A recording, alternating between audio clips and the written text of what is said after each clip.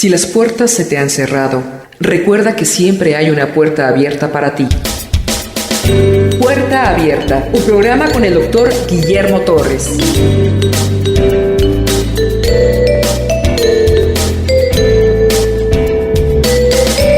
Capítulo 6 del libro de Hechos, elección de los 7 diáconos, no en el sentido eclesial como ortodoxamente se sabe que sirven los diáconos, sino que fue una necesidad que surgió en la iglesia primitiva, que las viudas no la estaban atendiendo bien, sobre todo a las viudas griegas, y entonces se eligieron a 7 personas de muy buen nombre, especialmente Esteban, para que ellos sirvieran a las mesas. En esa época, hermanos, cuando alguien recibía a Jesucristo como su Salvador, toda la familia le daba la espalda. Ellos tenían que vivir entre hermanos, la necesidad era grande y entonces se servía a todas las gentes en mesas comunitarias.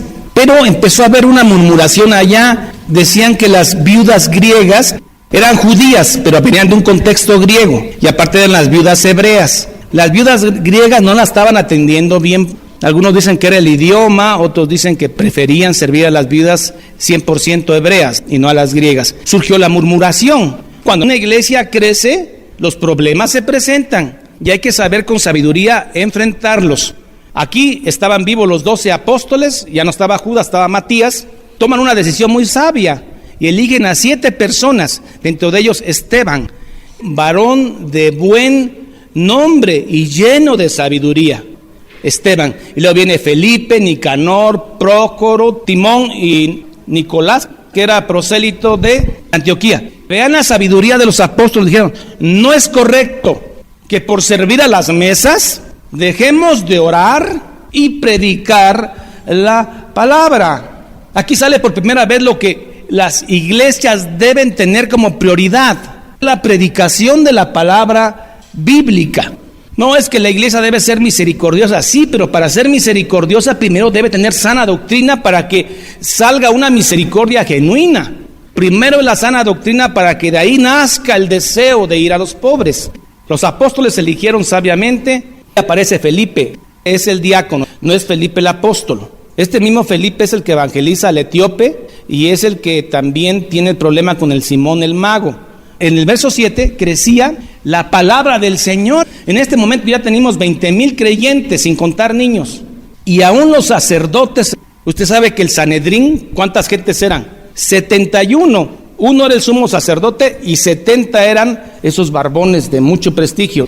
Había como 50,000 sacerdotes. Y Esteban, lleno de gracia y de poder, hacía grandes prodigios y señales entre el pueblo.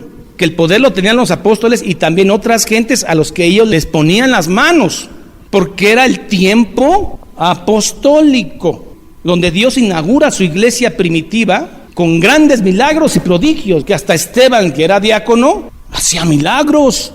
Entonces se levantaron unos de la sinagoga llamados de los libertos, los de Cirene, de Alejandría, de Cilicia y de Asia, disputando con Esteban. En un foro abierto se pusieron a discutir con Esteban. Los libertos eran gente que se reunían en sinagogas y conocían el Pentateuco, el Torá, y se ponen a platicar con un tal Esteban y en pleno debate abierto les gana por la llenura del Espíritu Santo. Eso no quiere decir que Esteban no hubiese estudiado. Uno tiene que estudiar y la llenura del Espíritu Santo te hace hablar con fluidez, te hace hablar con denuedo. Pero dice el verso 10, pero no podían resistir la sabiduría y con el espíritu con el que Esteban hablaba. Miren, el estilo que tiene este grupo de libertos que se supone temen a Dios, sobornaron, darle dinero a alguien para que diga una mentira en contra de otros. Y esas son de las cosas que Dios aborrece. Y ellos lo sabían y no les importó, no había temor de Dios. Entonces sobornaron a unos para que dijesen que le habían oído hablar a Esteban palabras blasfemas contra Moisés y contra Dios. Es una mentira. Y soliviantaron al pueblo y a los ancianos y a los escribas, y arremetiendo lo arrebataron y lo trajeron se los llevaron a los meros barbones, a los 71. Ahí estaba Caifás. No pudieron con ellos los libertos, los de Cirene. se lo llevan bajo una mentira y pusieron testigos falsos que decían, 2 puntos, este hombre Esteban no cesa de hablar palabras blasfemas contra este lugar santo y contra la ley de Moisés. ¿Cuál es el lugar santo? El templo de Herodes. La misma mentira que levantaron con Jesús. Le oímos decir que él podía tirar este templo de Herodes y en 3 días lo iba a edificar. Jesús no dijo eso. Jesús se refería a su cuerpo. Si destruyen este cuerpo, este templo, yo lo edifico en 3 días. Hablaba de su resurrección y muerte. La misma mentira le están levantando a Esteban. Está hablando contra este santo lugar. Amaba más al templo que al que les dio el templo. Amaba más la ley que al que les dio la ley. Hay iglesias que son más fieles a su pastor que a Jesucristo. No lo que mi pastor diga, porque mi pastor es boca de Dios y los he oído. Ya no les importa lo que diga Jesús, les importa lo que dice su pastor. Entonces todos los que estaban sentados en el concilio, 71, al fijar los ojos en él, vieron su rostro como el rostro de un ángel lleno del Espíritu Santo, alguien tranquilo, elocuente, seguro de lo que dice, con mucha paz en medio de la aflicción. A eso se refiere con el rostro de un ángel. Ellos no conocían a los ángeles, no hay una descripción real de un ángel. Defensa y muerte de Esteban. El sumo sacerdote dijo entonces, Caifás le dice a Esteban viéndolo directamente a los ojos, ¿es esto así? Como diciendo, ¿es cierto? Y es interesante porque Esteban, en lugar de decir no contesta ni se defiende, empieza a dar un relato, un resumen de lo que ha sido Israel, el pueblo de Israel, y lo que ha sido los profetas que Dios ha mandado. Dios mandaba profeta y se lo mataban. Mataron un montón de profetas. Y entonces Dios dijo, voy a mandar a mi hijo porque a él lo pueden oír. Y le matan a su hijo, el cual gracias a Dios resucita. Y a él seguimos. Es interesante la respuesta de Esteban. No dice no. Empieza a hacer un relato histórico para que vean que él también era un hombre que conocía la Torá. Empieza con el personaje Abraham. Abraham, Dios lo llamó y lo trajo a la tierra de Harán. Allí estuvo. Murió su padre que se llamaba Taré. Y de allí muerto su padre, Taré, Dios le trasladó a esta tierra en la cual vosotros habitáis ahora. La tierra de Canaán, donde estaban ahorita el juicio. Abraham era un hombre rico, pero Dios no le dio tierra y no le dio herencia en ella, ni aún para sentar un pie. Fue nómada. Los que tuvieron tierra fueron sus herederos, pues ellos sí, pero él no. Por eso no es congruente a veces que un cristiano que ya está de 80 años no se quiera morir. Ay, no, pues que tengo muchas tierras. ¿Cómo las voy a dejar? Tanto trabajo que me costó. Usted no es de aquí. Si es que realmente tiene fe en Cristo. Y dijo Dios así en el verso 6, que su descendencia sería extranjera en tierra ajena y que los reducirían a servidumbre y los maltratarían. Mas yo juzgaré, dijo Dios, a la nación de cual serán siervos. Y en el verso 8, y le dio el pacto de la circuncisión. Toda esta historia que le estoy explicando viene en Génesis y en Éxodo. Abraham, Isaac y Jacob. Jacob engendra a 12 hijos, sin contar a Dina, que son los patriarcas, y cada hijo tiene una tribu. Pues estos 12 no eran tan buenas gentes, eran tremendos. Un día a Dina, la única niña, llegaron a Siquem y se fue a ver a las hijas de Siquem. Ahí la ve el hijo del príncipe Amor y dice que la viola, pero se arrepiente. Y entonces les dice a Jacob y a los hermanos, ciertamente he cometido un pecado, la he violado, pero me quiero casar con ella. Dijeron, sí, ¿cómo no? Nada más que necesitamos que te circuncides tú y todo tu pueblo, así como somos circuncisos nosotros. Y este príncipe se circuncida y todo su pueblo. Y una vez que están circuncidados y con el dolor de la circuncisión, entraron estos y los mataron a todos. No eran tan buenos. Le tuvieron envidia a su hermano menor, José. Van y venden al hermano. ¿Cómo entró José en Egipto? Como esclavo. Sí estuvo en la cárcel y todo, pero termina siendo el segundo del faraón, del hombre más poderoso del mundo de esa época. Después dice la Biblia que hubo una gran hambre y Jacob, el papá que había llorado a José, y los 11 malosos se quedan sin comer. Entonces se enteran que hay trigo en Egipto y ahí van y ahí se encuentran a José. José los perdona Y así entran los judíos a Egipto. Verso 17. Pero cuando se acercaba el tiempo de la promesa que Dios había jurado a Abraham, el pueblo creció y se multiplicó. ¿En dónde? En Egipto. O sea, estos 75 gentes que habían entrado se multiplicaron. Y luego el faraón murió y ya vinieron otros reyes, y esos reyes no quisieron a los judíos. Se estaban reproduciendo mucho. Y el faraón actual dice, ya no aguanto tanta gente. Entonces ordena que cada hijo varón recién nacidito lo mataran. Y ahí fíjese que las parteras no obedecieron al faraón y seguían creciendo. En ese momento, ¿quién nace? Moisés. ¿Qué es lo que hacen los padres de Moisés? Ahí por donde se iba a bañar la hija del faraón, ahí lo acercan y lo ve y se lo lleva al palacio. Y ahí crece Moisés como príncipe. ¿Cómo Dios tiene sus planes? Dios no se equivoca. Y un día, cuando tenía 40 años, Moisés va y ve a un egipcio pegándole latigazos a un hebreo. El egipcio muere y se va todo preocupado Moisés. Al otro día regresa y están ahora 2 hebreos peleando. Y dice Moisés, ¿por qué están peleando si son hermanos? ¿Quién te puso a ti como juez de entre nosotros? Un esclavo le está diciendo al hijo adoptivo del faraón, ¿quién eres tú? ¿Qué te importa? ¿Qué te metes? Moisés se sorprende y se va al desierto y ahí permanece 40 años. ¿Qué edad tiene Moisés ahorita? Tiene 80. El incidente con el egipcio fue a los 40 años. Después se va al desierto y en 40 años no pasa nada. A los 80 años, ¿qué pasó? Dios aparece en una zarza. El ángel de Jehová aparece en una zarza. ¿Y qué le dice? Libera a mi pueblo que está en Egipto. Me empieza a meter un montón de excusas. Pero si voy yo, ¿quién no me van a hacer caso? Pero si yo soy tartamudo. Bueno, y si me preguntan quién me manda, ¿qué digo? Te manda el yo soy. Y regresa, pero ¿quién es el yo soy? Yo soy el que soy. Y listo. Y entonces envían a Moisés a Egipto. Llega Moisés y caen las plagas. Mueren todos los primogénitos de Egipto. Empieza a salir el pueblo hebreo de Egipto. Las mujeres hebreas le piden todo lo de oro a las mujeres egipcias. ¿Saben para qué les sirvió ese oro? Para hacer el becerro de oro. Salen de Egipto, el mar rojo se abre, atraviesan. Dios le dice a Moisés que le haga un tabernáculo, el tabernáculo de reunión. Y entonces la Biblia dice que Dios le dio una visión a Moisés. ¿Cuánto debe medir ese tabernáculo? Y ese tabernáculo anduvo 40 años en el desierto, porque era portátil. Se armaba y se desarmaba. ¿Quiénes eran los encargados de armarlo y desarmarlo? Los levitas.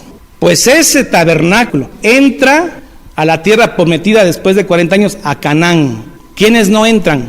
Ninguno de los que salió de Egipto entra, a excepción de Josué y de Caleb. ¿Quién entró entonces a la tierra prometida de Canaán? Los jóvenes, la generación que nació en el desierto. Todo esto está diciendo Esteban. Esteban les aprieta muy duro la tuerca en el discurso, porque cuando iban en el desierto, iban haciendo sacrificios. Miren lo que le dice Dios por un profeta. Verso 41. Entonces hicieron un becerro y ofrecieron sacrificio al ídolo. En las obras de sus manos se regocijaron y Dios se apartó y los entregó a que rindiesen culto al ejército del cielo, no a él, como está escrito en el libro de los profetas. Se supone que los hebreos están rindiéndole sacrificio a Jehová en el tabernáculo, pero su corazón no estaba ahí. Su corazón estaba con Moloc, que era un dios que pedía niños para el sacrificio. ¿Acaso me ofreciste víctimas y sacrificios en el desierto por 40 años, casa de Israel? Los hebreos a través del tabernáculo ofrecieron sacrificio a Jehová por 40 años. Sí, pero su corazón no. Antes bien llevaste el tabernáculo de Moloc, que es el dios que ofrecía niños quemados, y la estrella de vuestro dios Renfán. Renfán era un dios egipcio. Ofrecían holocausto a Jehová, pero su corazón estaba con Renfán y con Moloc. No lo podemos engañar. Pensaban que lo estaban engañando. Y Dios dice, ustedes ofrecieron a Moloc y a Renfán, no a mí. Entonces el tabernáculo entra a la tierra prometida, pasan los años y aparece un rey, el rey David. Desea hacer un tabernáculo no portátil, un tabernáculo ya fijo para Dios. Y Dios le dice, no me edifiques casa tú, porque has derramado mucha sangre. Quien me la va a edificar es tu hijo. Salomón. David lo que hace es meter los materiales con que se va a construir el templo. Compró materiales, compró maderas, todo con lo que se hizo el templo de Salomón, pero él no lo edificó. Salomón le gustaba vivir muy bien. Cuando Salomón gobernó, los hebreos tiraban la plata. Ellos lo único que les servía era el oro. Así de ricos estaban. Salomón vivía en un palacio muy hermoso y de pronto se asoma y ve que el tabernáculo de Dios era de tela, de cortinas. Dice, no, mi Dios no puede tener un tabernáculo así. Él decide edificar esa maravilla que fue el templo de Salomón. Verso 47 dice, mas Salomón le edificó casa. Esteban aclara que Dios no necesita templo. Por eso dice en el verso 48, si bien el Altísimo no habita en templos hechos de mano. 49, el cielo es mi trono y la tierra el estrado de mis pies. ¿Qué casa me edificaréis? Dice el Señor. ¿O cuál es el lugar de mi reposo? ¿No hizo mi mano todas estas cosas? Pero aún con todo, Salomón le edifica su templo. Usted puede leer en la Biblia el día en que se inaugura ese templo. Hubo una de sacrificios y el pueblo hebreo gritaba de júbilo. Estaban en la plenitud de su reino. Qué diferente cuando Jesús llega, nace. Los judíos estaban en suma pobreza. Era un pueblo oprimido por Roma. Por eso decían, ay, ¿cuándo vendrá el Mesías a darnos la gloria de Salomón? Y cuando llega el Mesías y ven que entra en un burrito, dicen, no, ese no es el Mesías que nosotros estamos esperando. 51. Aquí Esteban empieza a hablar de nuevo y los va a atacar directamente. Duros de cerviz. La cerviz es la parte posterior del cuello. En la Biblia se habla de dura cerviz cuando alguien no quiere agachar el cuello. Es soberbio. Y eso le está diciendo Esteban. Duros de cerviz. ¿A quién se lo está diciendo? A la cúpula religiosa. Duro de cerviz e incircuncisos de corazón y de oídos. Vosotros siempre resistís al Espíritu Santo como vuestros padres, así también vosotros, necios. Esteban estaba afirmando su carta de muerte. Esteban, en lugar de aflojar, aprieta. ¿A cuál de los profetas no persiguieron vuestros padres? Y mataron a los que anunciaron de antemano la venida del justo. Mataron a todos los profetas que anunciaban a Jesucristo, a quien vosotros ahora habéis sido entregadores y matadores. Vosotros que recibisteis la ley por disposición de los ángeles, el ángel de Jehová, y no la guardasteis. Y ahí termina. Y miren cómo reacciona el Sanedrín. Oyendo estas cosas se enfurecieron en sus corazones y crujían los dientes contra él. Pero Esteban, lleno del Espíritu Santo, puso puestos los ojos en el cielo y vio la gloria de Dios y a Jesús que estaba a la diestra de Dios. Y dijo, esto lo dijo en medio del apedreamiento, y dijo, he aquí, veo los cielos abiertos y al Hijo del Hombre que está a la diestra de Dios. Entonces ellos, el Sanedrín, dando grandes voces, se taparon los oídos y arremetieron a una contra él. Y echándole fuera de la ciudad, le apedrearon. Y los testigos del apedreamiento pusieron sus ropas a los pies de un joven que se llamaba Saulo. Saulo de Tarso se convierte en Pablo. Para poder apedrear bien se quitaban parte de su ropa, pues dejaban sus ropas en parte encargadas. Y los que están apedreando a Esteban, los testigos, dejan sus ropas a los pies de Saulo, el cual consentía la muerte de Esteban. Y apedreaban a Esteban mientras él invocaba y decía, Señor Jesús, recibe mi espíritu. Y puesto de rodillas, clamó a gran voz, Señor, no le tomes en cuenta este pecado. Y habiendo dicho esto, durmió. Esa es la llenura del Espíritu Santo. En medio del apedreamiento, Esteban dobla sus rodillas y dice, no se los tomes en cuenta. Aquí Esteban está perdonando, porque Dios quiere que perdonemos a los que nos han lastimado, porque quiere que seamos libres. Ese es el poder liberador del perdón, que el que perdona es libre. Y aquí Esteban está siendo libre de toda maldad y dice, perdónalos. No tengo odio ni rencor, solo tengo amor para ellos. No le tomes en cuenta este pecado. El poder del perdón, el que perdona se libera. Esteban lo sabía, intercedió y durmió. Quiere decir, murió. A ti, Señor Jesucristo, al Espíritu Santo que le dio ese poder a Esteban, esa llenura de ti, Señor, que en medio de la prueba vemos cómo se defiende con inteligencia, sabiduría, paz y tranquilidad. Él sabía que iba a firmar su sentencia de muerte, pero es tu poder, Señor, en un hombre el que lo hace ser tan valiente. Me sorprende de Esteban, un diácono, imitando tu actitud en la cruz. No se los tomes en cuenta. Primer mártir de la iglesia cristiana primitiva. Danos de ese poder, Señor, para poder bendecir a otros. Danos el poder del Espíritu Santo que sirve para amar, perdonar, porque donde está el Espíritu de Dios no hay maldad. Así que, Señor, llénanos de tu poder. En el nombre de nuestro amado Señor Jesucristo. Amén y amén.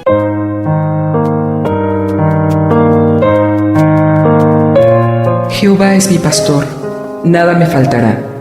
En lugares de delicados pastos me hará descansar. Junto a aguas de reposo me pastoreará. Confortará mi alma. Me guiará por sendas de justicia por amor de su nombre. Aunque ande en valle de sombra de muerte, no temeré mal alguno, porque tú estarás conmigo. Tu vara y tu cayado me infundirán aliento. Aderezas mesa delante de mí en presencia de mis angustiadores. Unges mi cabeza con aceite, mi copa está rebosando. Ciertamente el bien y la misericordia me seguirán todos los días de mi vida, y en la casa de Jehová moraré por largos días. Salmo 23. Esta es la paz que Dios te da a través de su palabra. Busca un grupo de personas que te ayuden a leer e interpretar la Biblia. Te invitamos a escuchar el programa Puerta Abierta con el Dr. Guillermo Torres, pastor de la iglesia La Familia de Dios. Todos los días de 9 a 10 de la noche por esta estación y a través de internet www.guillermotorres.com.mx.